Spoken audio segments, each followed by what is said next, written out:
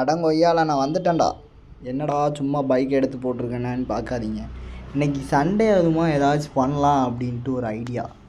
அப்போ எனக்கு தோணுச்சு, சரி இன்றைக்கி சிக்கன் எடுத்து சமைக்கலாம் அப்படின்னு தோணுச்சு.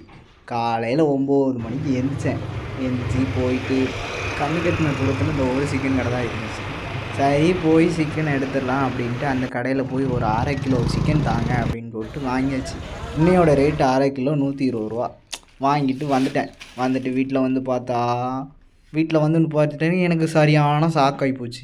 பாத்திரம் ஃபுல்லாக அப்படியே கிடக்குது, கழுவவே இல்லை. ஐயோ இதை வேறு கழுவணுமா? அடே சாமி. அதுக்கப்புறம் அதை கழுவி முடிச்சுட்டு அதுக்கப்புறம் கறியை கழுவ ஆரம்பிச்சிட்டேன். ஜாமான் காய்கறிகள்லாம் வெட்டி வச்சிட்டாச்சுங்க. அதுக்கப்புறம் தான் சம்பவமே காத்துக்கிட்டு இருக்குது. எல்லாத்தையும் போட்டு வதக்கி எடுத்துட்டேன்.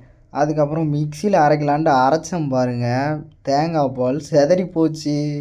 இதுக்கு காரணம் என் ஃப்ரெண்டு. அவங்க கூட பேசிகிட்டே அப்படியே விட்டேன். அதுக்கப்புறம் குழம்பு அப்படியே வச்சேன். இது பார்க்க ஒரு மாதிரி தான் இருக்குங்க.